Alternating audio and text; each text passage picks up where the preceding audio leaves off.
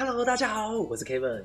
各位是不是有一个困扰，就是想要投资科技浪潮，但是却只知道投资台积电或是投资0050。今天呢 ，Kevin 来跟大家分享5档 ETF， 它可以让我们懒人投资科技指数。其中一档 ETF 10年的平均年化报酬率高达 20%， 完胜台美股的大盘绩效。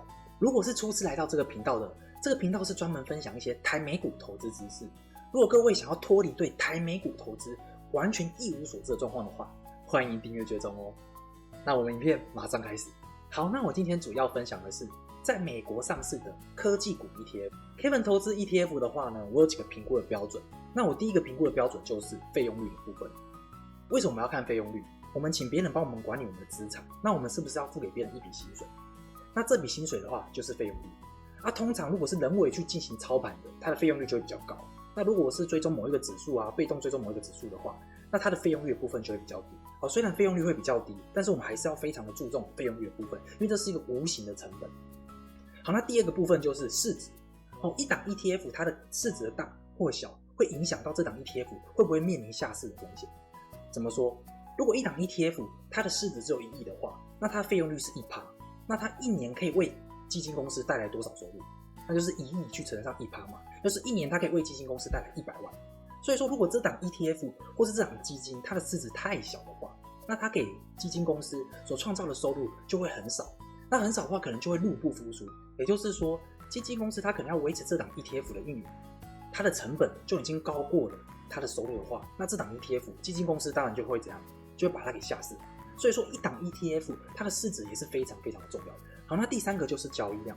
如果一档 ETF 它的交易量非常少的话，低于100万或是低于10万的话，那我认为它就是一个交易量非常低的 ETF。那会发生什么情况？我们可能要卖出我们的股票，卖出我们的 ETF 的时候，我们卖不出去，因为没人要交易嘛。所以说，如果我们要投资 ETF 的时候，交易量也是非常的重要。第四个，主要成分股的比例，我们可以从这个比例当中，我们可以得到几个讯息。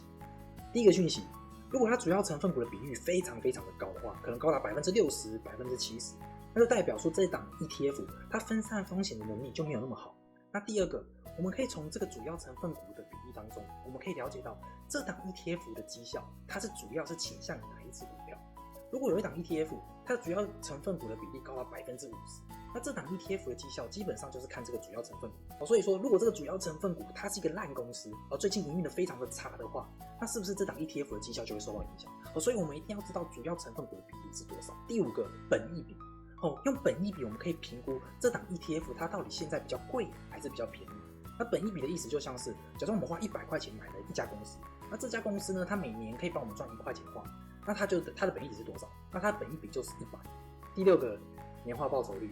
那我看年化报酬率的话，我比较喜欢看10年或是20年的。那为什么不看3年或5年？因为3年5年的话，它时间太短了，就无法看到这档 ETF 它不可以历经一些风险，然后它的绩效表现会如何。那最好是看到20年的。那20年的话呢，就时间比较长，那至少会经过2、3次以上的危机，股市大危机。这样子的话，我们才可以了解到它所追踪的这个指数到底是抗风险能力到底好不好嘛。那由这边我们可以看到 ，Kevin 评估一档 ETF 的时候，我主要会先看它的风险，再看它的报酬。因为我们要专注于风险，而不是只是看报酬。好，那我们来看第一档 ETF 0050，我们先来小试一下身手。那0050呢，它成立年限是在1998年，是由元达投信所成立的。那它的费用率的部分是 0.43%。那它的持股种类的话呢，它有50档的股票。那它的 Top 5 的持股的话呢，主要是台积电49.22%，联发科4.2%，鸿海4.2%，台达电2.2%，联电2.1%。那我们可以看到0050，它的台积电的成分占比就已经高达了 49%。那这对一档 ETF 来讲，它的分散风险的程度的能力就没有这么的好。好，那我们再看一下交易量的部分。它交易量的话是每日是1000万左右。那它的市值的大小的话，大概47亿美金，相对于台币的话，大概是1300亿台币左右。那它股息的部分的话，每年大概是 2.79%。那它本益比的话呢，现在是 18.62。那它10年的年化报酬率的话呢是 12%。那 12% 就代表说它大概就是6年的话呢就可以翻1倍。那我们来看一下0050它的产业分布。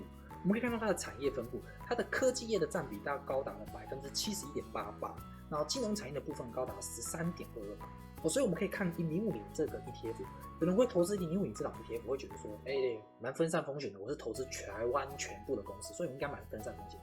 其实看起来是没有这么的分散风险，它主要是分布在科技行业，然后它的成分股的话呢，也是主要就是台积电，所以要是哪天台积电倒了，或是台积电大跌的话，那0050一定会受到非常大的影响。好，那第二档 ETF 的话呢，我就来分享一下美股的 ETF， 那就是追踪美国500大企业的 ETF， 就是 SPY。那它成立年限呢是1993年所成立的，那它是由道富集团这家投信公司所成立的。那它费用率的部分的话呢是 0.095%， 哇，它比0050的还要少，大概只有0050的1/4的费用率。那它的持股种类的话呢是507档股票。那我们来看看它 Top 5的持股。那 Top 5的持股，第一档是苹果 5.83%， 第二档是微软 5.44%， 第三档是亚马逊 4.02%， 然后再来是 Google 3.81%， 再来是 FB 2.17%。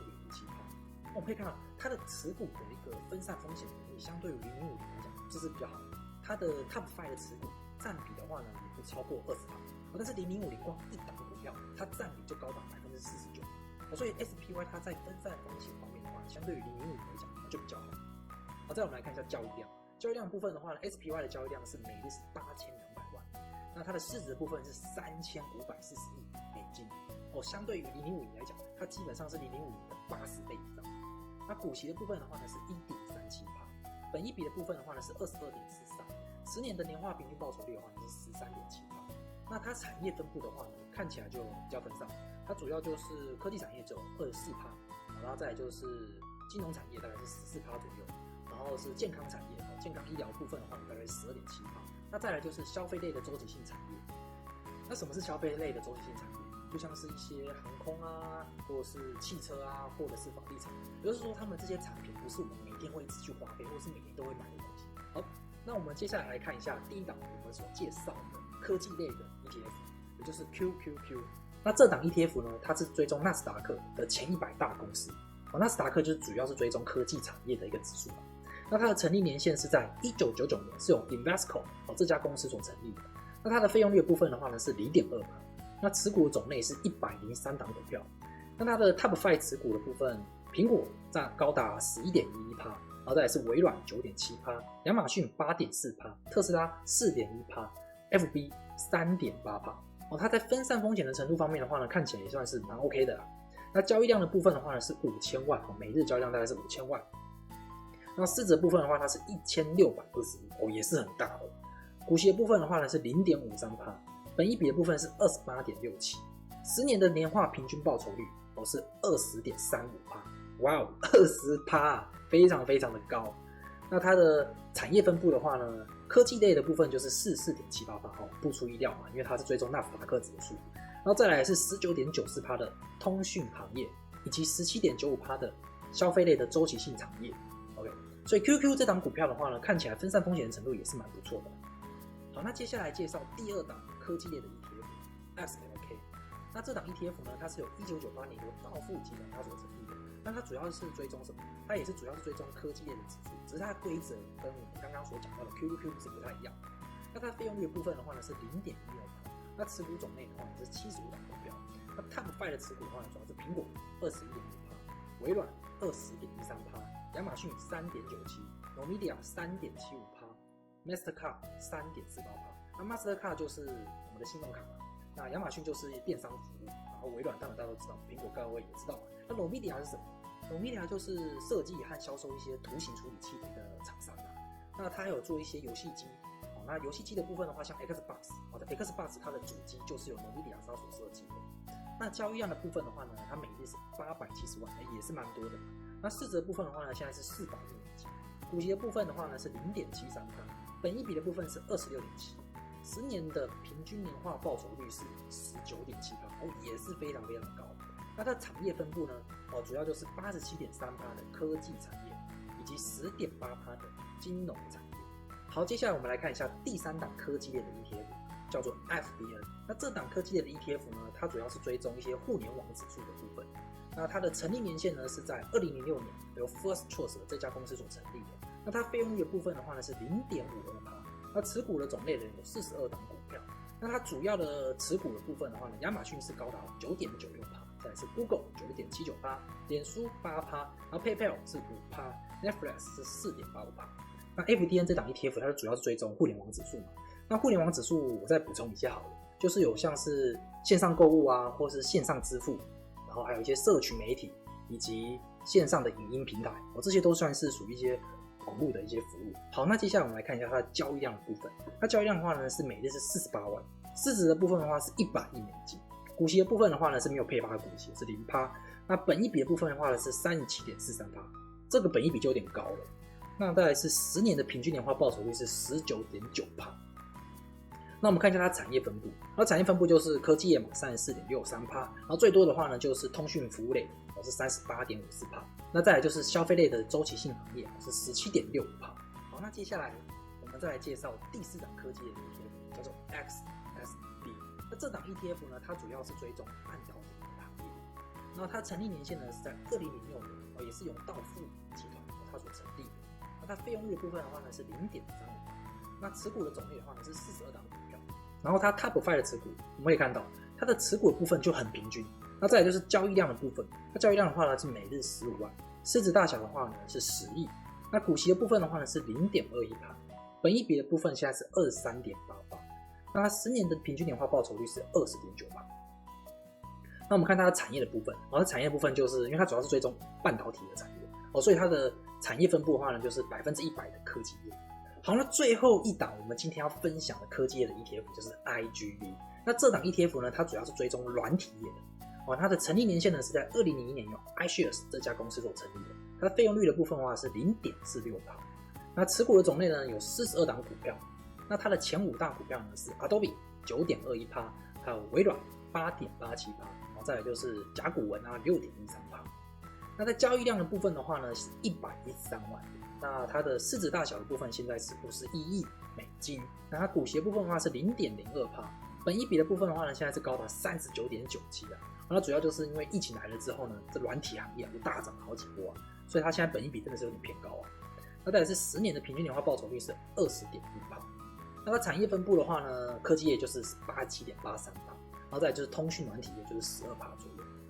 好，那影片到这边 ，Kevin 今天已经介绍了7档 ETF， 其中有5档是科技业的 ETF。那各位一定会非常好奇到底哪一档 ETF 比较适合你？那我就来做一个比较。我比较的部分的话，就是我们刚刚所讲的，我们要看它的费用率、市值、交易量，还有 Top 5的占比、本益比，还有它的年化报酬率。那各位认为费用率的部分哪一档 ETF 是最便宜的？我们刚刚已经有看到了嘛，最便宜的部分是第一名的部分就是 SPY。SPY 它的费用率的部分只有 0.09%，0.09% 就是9%那第二名的部分的话就是 XLK，这档 ETF 呢就是追踪科技业的指数嘛，它是 0.12%。再来是 QQQ，追踪纳斯达克的100大的企业，是 0.2%。那市值的部分的话呢，谁最大？就是 SPY。SPY 的市值部分是3540亿。那第二名的部分就是 QQQ， 它1620亿。再来就是 XLK， 它是400亿。那交易量的部分的话呢，最大的就是8200万的 SPY， 那第二名的话就是 QQQ 5010万，那第三名的部分就是0050 1071万。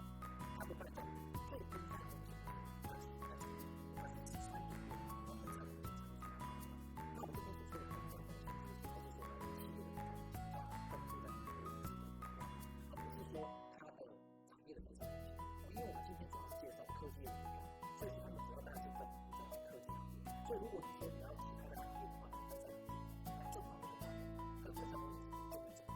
那分散风险程度最高的其实应该就是 SPY， 它的分散风险非常非常多，是目前它1.8%非常非常多的产品。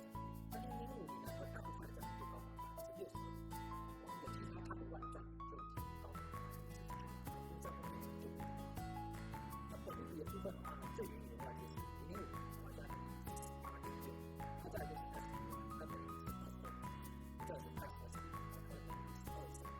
那再来我们来看一下它年化报酬率的部分，它10年平均年化报酬率最高的是 XSD， 它是 20.9%， 那再来就是 QQQ 20.3%， 再来就是 IGV 20.5%。